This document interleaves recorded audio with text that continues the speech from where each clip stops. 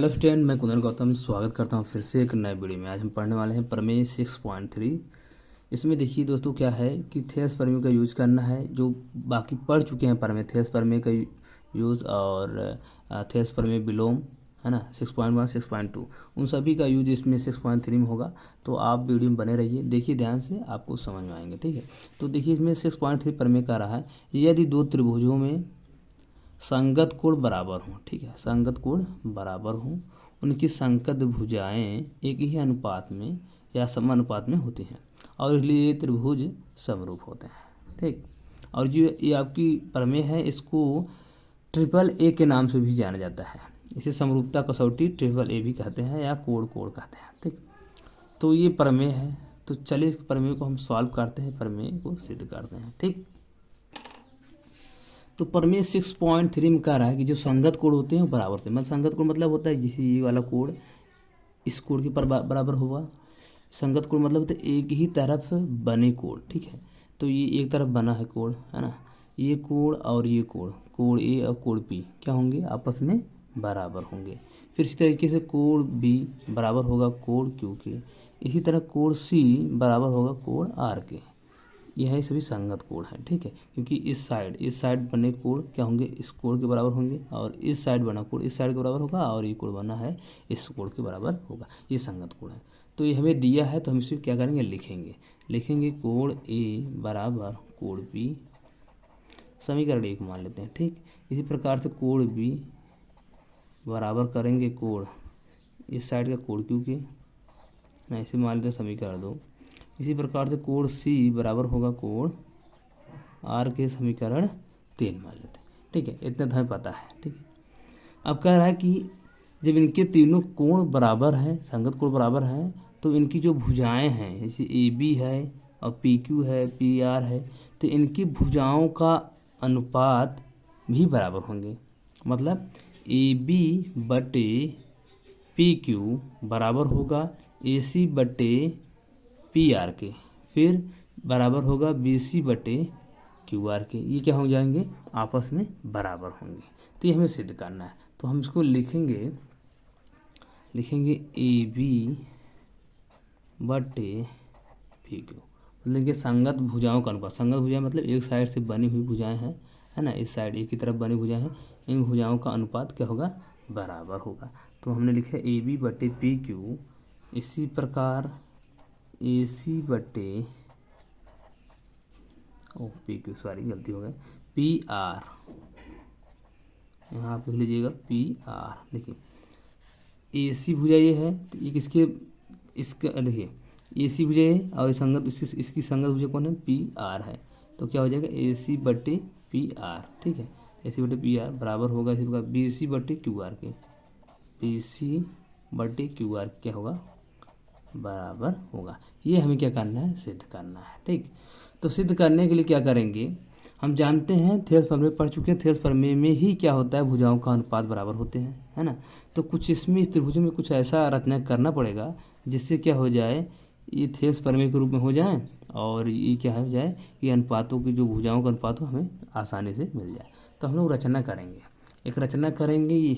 P Q पे एक बिंदु लेते हैं। ठीक है, उसी तरह का पी आर पे भी एक बिंदु लेते हैं, और इन दोनों बिंदु क्या करेंगे, हम लोग मिला देंगे है ना।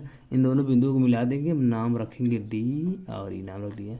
और अच्छा, ये बिंदु हमने किसके बराबर लिया है, तो हम बिंदु लिए हैं ए बी की जितनी दूरी है उतना दूरी पी और डी को नाप कर खींचा है, और पी और ई को नाप के ए सी जितनी बराबर दूरी हमने खींचा है। तो लिखेंगे यहाँ पे रचना हम लोग लिखेंगे कि पी क्यू की मध्य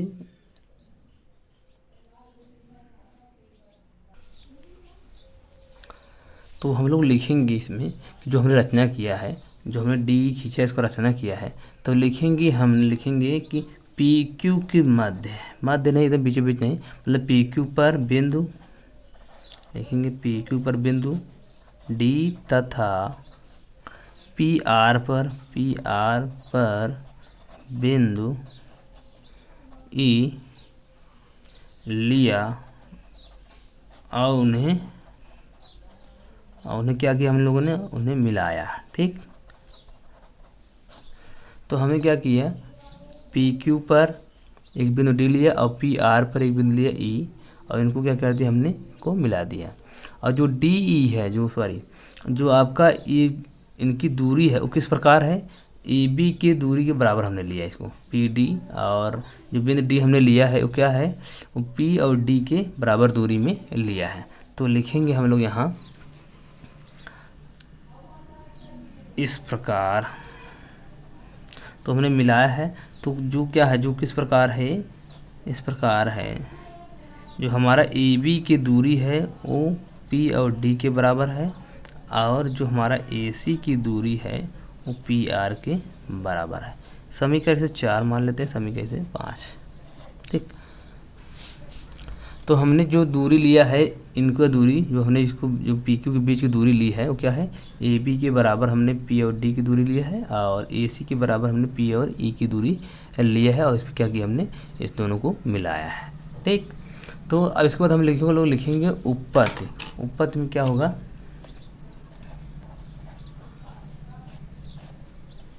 उपपत्ति में लिखेंगे त्रिभुज ए बी सी सर्वांगसम होंगे त्रिभुज पी टी ई के।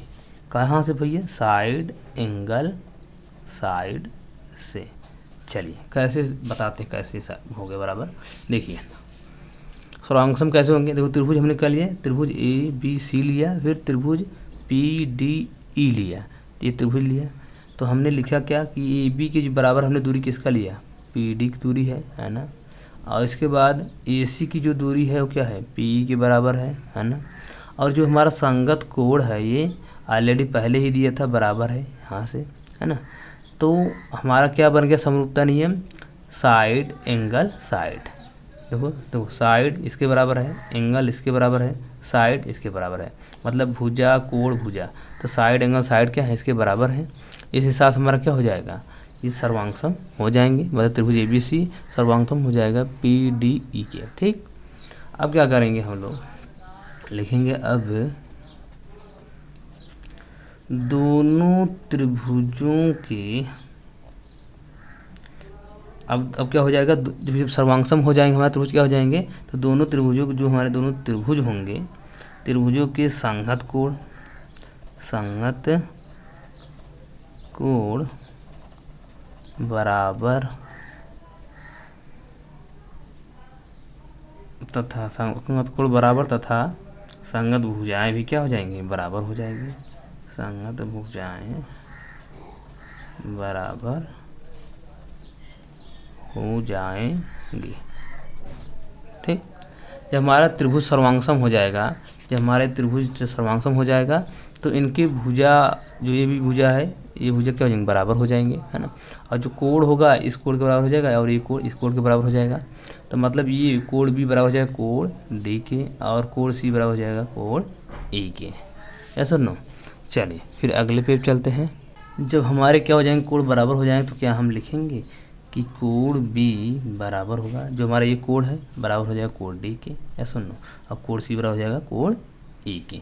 तो हम लिखेंगे कोण बी बराबर होगा कोण डी के, और कोण सी बराबर होगा कोण ई के। ठीक, अब क्या करेंगे, समीकरण से मान लेते हैं। ठीक है, अभी हमारे कितना समीकरण था इसमें, 5 तक समीकरण था। ये हमारा हो जाएगा 6 समीकरण, ये हो जाएगा हमारा 7 समीकरण। ठीक है, अब क्या करेंगे, समीकरण का यूज करेंगे। समीकरण 2 का मान समीकरण 6 में तथा समीकरण 3 का मान समीकरण 7 में रखने पर।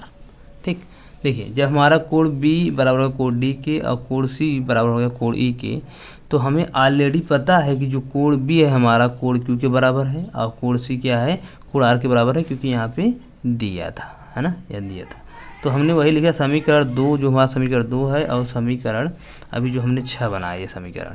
ठीक, समीकरण 2 और समीकरण 6 तथा समीकरण 3, जो समीकरण हमारा ये 3 है सब, और समीकरण 7 में रखने पर। ठीक है, समीकरण 2 का मान 6 में, समीकरण 2 का मान कहाँ रखेंगे, 6 में रखेंगे, और इसी प्रकार समीकरण 3 का जो मान है वो समीकरण 7 में रखेंगे। तो देखिए इस हमारा क्या समीकरण बनेगा, जब रखेंगे तो हमारा हो जाएगा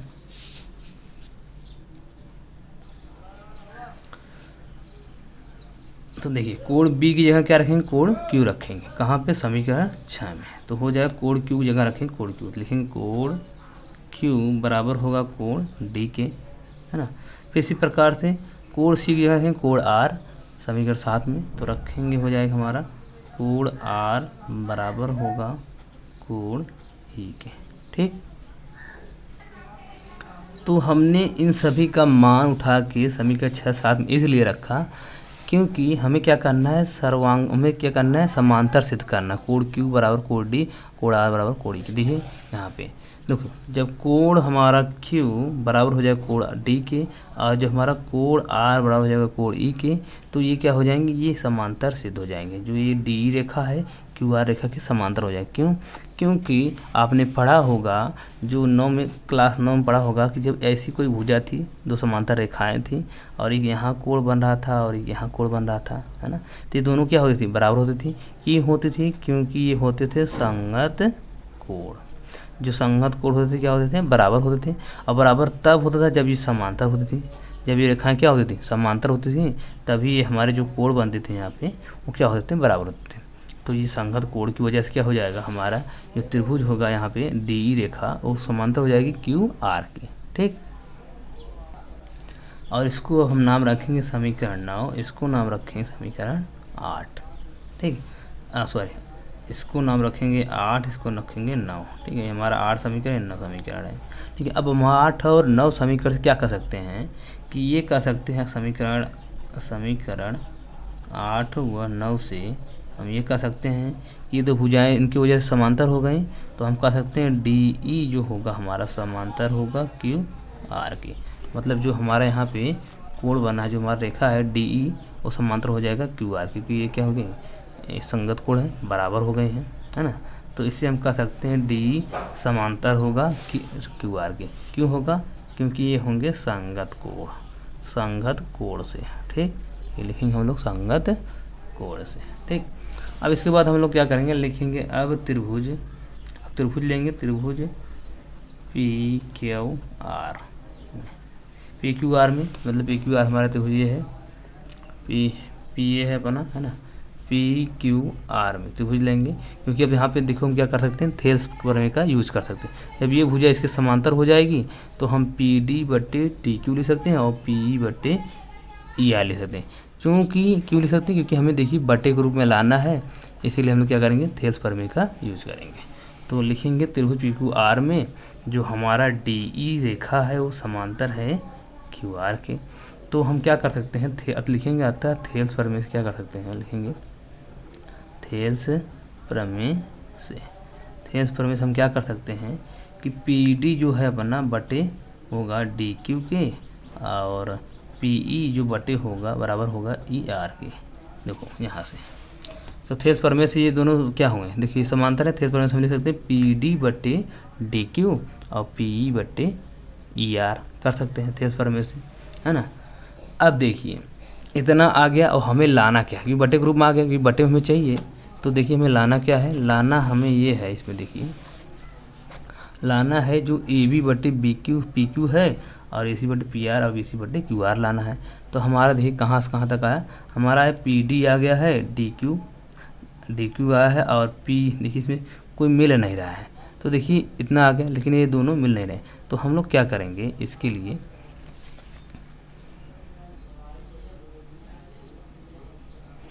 अब हमें लाना है ए बी, है ना, ऊपर ए बी लाना है। तो देखिए जहाँ पी डी है, पी डी की जगह हम क्या लिख सकते हैं, देखिए पी डी है, क्योंकि हम जानते हैं ए बी की लंबाई के बराबर हमने पी डी लिया था, तो पी डी की जगह हम ए बी लिख सकते हैं। तो पी डी की जगह ए बी लिख देंगे, ए बी आ जाएगा। अब बचा पी क्यू जगह है डी क्यू, हमें यहाँ क्या लाना है, पी क्यू मतलब ये पी क्यू मतलब पूरी लंबाई लाना है। और इस पूरी लंबाई लाने के लिए क्या करेंगे, हम पी और डी को जोड़ देंगे और डी और क्यू को जोड़ देंगे, तो हमारा पूरी लंबाई पी क्यू आ जाएगा। तो इसके लिए क्या करना पड़ेगा, इन दोनों में एक जोड़ना पड़ेगा। लेकिन एक जोड़ेंगे तो हमारा पी डी डी क्यू हो जाएगा, ये ऊपर वाला, तो यहाँ आ जाएगा हमारा पी क्यू और यहाँ ए बी हट जाएगा। इसके पहले तो जोड़ने से पहले हम लोग क्या करेंगे, इसका व्युत्क्रम करेंगे, उल्टा कर देंगे। तो हम लोग लिखेंगे व्युत्क्रम करने पर, जब व्युत्क्रम करेंगे तो हो जाएगा हमारा डी क्यू बटे पी डी हो जाएगा और बराबर ई आर बटे हो जाएगा पी ई हो जाएगा। और यहाँ लिखेंगे व्युत्क्रम करने पर, ठीक, लिखेंगे व्युत्क्रम करने पर। अब क्या करेंगे, दोनों पक्षों में एक जोड़ देंगे, तो लिखेंगे डी क्यू बटे पी डी प्लस 1 बराबर होगा ई आर बटे पी ई प्लस 1, ठीक। एक जोड़ने पर क्या हो जाएगा, तो हमारा डी क्यू हो जाएगा प्लस पी डी हो जाएगा, नीचे बचेगा पी डी बराबर ये क्या हो जाएगा, ई आर अपना ऐसे रहेगा प्लस इसमें गुणा होगा तो क्या हो जाएगा, पी ई हो जाएगा और बटे पी ई, है ना। अब देखिए जो डी क्यू है प्लस पी डी क्यू और पी डी हम क्या ले सकते हैं, देखो यहाँ से जो पी डी है और डी क्यू, देखो यहाँ पे है ना, D Q plus P D, D Q plus P D, D Q plus P D, ये दोनों इसकी लंबाई है और इसकी लंबाई पूरी लंबाई है ना। D Q plus P D, इसकी जगह हम क्या लिख सकते हैं, पी और क्यू। क्यों लिख सकते हैं, क्योंकि जो डी क्यू है और प्लस पी डी है, इन दोनों को जोड़ने के बाद ही पी क्यू आएगा हमारा, है ना, पूरी लंबाई। तो हम यहाँ लिखेंगे पी क्यू बटे पी डी बराबर क्या हो जाएगा, इसी प्रकार ई आर प्लस पी क्या लिखेंगे, देखो तो ई आर ये है ना, और पी ई ये है, तो यहाँ से यहाँ तक इसकी दूरी है और इसकी दूरी यहाँ से यहाँ तक है, तो पूरी दूरी कितनी हो जाएगी, पी आर हो जाएगी। तो इसकी जगह हम क्या लिख देंगे, पी आर, ठीक है। तो यहाँ लिखेंगे पी आर बटे में पी ई, ठीक, ये हो गया। अब देखिए पी क्यू जगह हम क्या लिख सकते हैं, ध्यान दो, पी क्यू जगह कुछ नहीं लिख पाएंगे, लेकिन पी डी जगह तो हम कुछ लिख लेंगे, पी डी। क्योंकि जो हमारी जो लंबाई थी यहाँ पे, जो ए बी की लंबाई हमने जो लिया है वो किसके बराबर है, पी डी के बराबर है ना। तो पी डी जगह हम ए बी लिख सकते हैं, है ना। तो यहाँ लिखेंगे पी क्यू बटे पी डी की जगह लिखेंगे ए बी, है ना। तो लिखेंगे ए बी बराबर, उसी प्रकार क्या हो जाएगा, पी आर अपना ऐसे ही रहेगा, पी आर अपना ऐसे ही रहेगा। जो हमारा पी ई है, पी ई ये किसकी लंबाई के बराबर है, ए सी की लंबाई के बराबर है। तो हम पी ई जो है क्या लिख देंगे, ए सी। अब लिखना पड़ेगा कहाँ से आया, लिखेंगे समीकरण, देखिए समीकरण जो हमारा था, जो हम लोगों ने यहाँ पे लिखा था, ए बी बराबर पी डी और ए सी बराबर पी आर। तो लिखेंगे समीकरण 4 व 5 से, ठीक। तो हमारा जो हुआ क्या आ गया, हमारा पी क्यू ए बी आ गया, जो कि इसमें है पी क्यू ए बी है और पी आर बटे ए सी है। तो यहाँ क्या है, ए सी बटे पी आर है, मतलब क्या है, उल्टा है, ठीक है। तो फिर क्या करेंगे, एक बार फिर से व्युत्क्रम कर देंगे। जब व्युत्क्रम करेंगे क्या हो जाएगा, ए बी हमारा ऊपर आ जाएगा और पी क्यू हमारा नीचे चला जाएगा, बराबर हो जाएगा ए सी बटे पी आर। तो यहाँ लिखना पड़ेगा व्युत्क्रम करने पर, व्युत्क्रम करने पर, ठीक। अब यही तो हमें लाना था, हमारा ये क्या हो गया, सिद्ध हो गया। अब आप सोच रहे हो कि ये भुजा इसके बराबर तो आ गई, लेकिन इसके तो बराबर नहीं आई, है ना। तो इसके लिए लिखोगे क्या, क्योंकि हमने जो ये रेखा लिया था किसके समांतर लिया था, इसके समांतर लिया था। आप चाहो तो आप इसकी रेखा इसके समांतर भी ले सकते हो, पी आर के समांतर ले सकते हो। जब हमने इसके समांतर लिया तो हमारा क्या हुआ, ए बी बटे पी क्यू बराबर हो गया ए सी बटे पी आर के, है ना, समानुपात बराबर हो गए। तो उसी तरीके से जब हम इसको लेंगे, उसी तरीके हमारा ये और ये भुजा इस साइड से ऐसे क्या हो जाएगा, ये भी क्या हो जाएंगे, इनकी अनुपात हमें बराबर हो जाएंगे, है ना। तो लिखने की जरूरत नहीं है, तो सीधे यही लिखना पड़ेगा। यहाँ पे लिखेंगे इसी प्रकार, लिखेंगे इसी प्रकार सिद्ध कर सकते हैं, या लिख सकते हैं सिद्ध कर सकते हैं, है ना, सिद्ध कर सकते हैं, क्योंकि हमने जो भुजा लिया था उसके इसके समांतर लिया था, है ना। हम चाहे ऐसे भी ले सकते हैं ना। तो इसी प्रकार सिद्ध कर सकते हैं कि जो हमारा ए बी बटे पी क्यू है वो बराबर होगा बी सी बटे क्यू आर के, है ना। तो इस प्रकार से क्या हो सकता है, जब इसी प्रकार सिद्ध करेंगे ये बराबर हो जाएंगे, अर्थात तीनों बराबर हो जाएंगे। तो हम लिख सकते हैं कि ए बी बटे पी क्यू बराबर होगा ए सी बटे पी आर के और बी सी बटे क्यू आर के बराबर होंगे। ठीक, ये